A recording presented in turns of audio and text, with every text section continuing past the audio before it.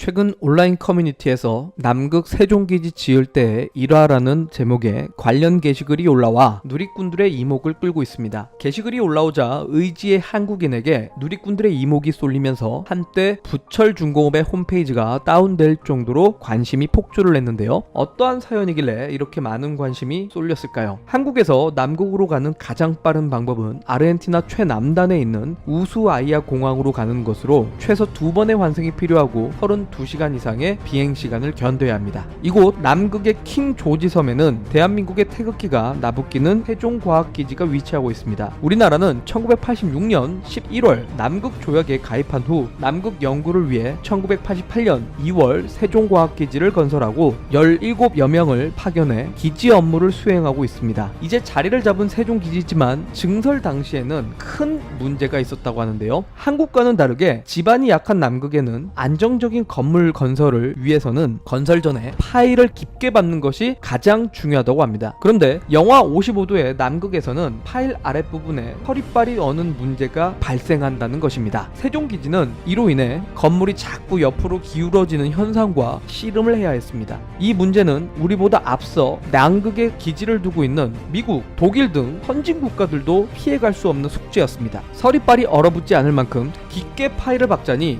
남극에는 대규모 항구가 없어서 깊게 파일을 박을 대형 장비를 들여올 수가 없었습니다. 이 소식을 들은 대한민국의 부철중공업 정영호 대표는 이때가 기회다 라고 생각을 해 번쩍 손을 들어 이렇게 말을 했다고 합니다. 다들 항구가 작아 기계가 못 들어간다고 난색을 표하는데 생각을 바꿔보면 어떻겠냐며 남극에 항구가 없다면 아예 기계 부품을 직접 들고 배에 탔다. 현지에서 기계를 조립하면 될 게 아닌가? 라고 말을 했습니다. 정 대표는 공수해간 부품을 조립해 열흘 만에 현지에서 기계를 모두 만들었다고 하는데요. 하지만 주변에서는 다들 그런 힘든 일을 왜 하냐고 반대를 했다고 합니다. 하지만 세종기지는 우리나라의 기지다. 그곳만큼은 반드시 국산 기술로 해야겠다는 마음에 선뜻 지원했다라고 말을 하며 어느 나라도 못 해낸 것을 한국의 기계가 거침없이 구멍을 뚫으니 다들 놀라더라. 그때는 정말 벅찼다며 40년간 집안에 구멍을 뚫는 천공기 사업에만 한 몸을 바쳤는데 그때가 가장 뿌듯한 순간이었다라고 말을 했습니다. 물론 40년간 국산 천공기의 대중화를 위해 남극까지 달려간 정 대표지만 정 대표가 보기에 아직도 현실은 만만하지 않다고 합니다. 바닥에 구멍을 뚫다라는 말도 천공이라는 말 대신 항발, 항타라는 말을 쓰는데 이 단어가 일본식 표현이라고 합니다. 건설 현장에서 천공기를 안 쓰는 데가 없는데 일본 제품이 98%에 달하는 현실이기 때문입니다.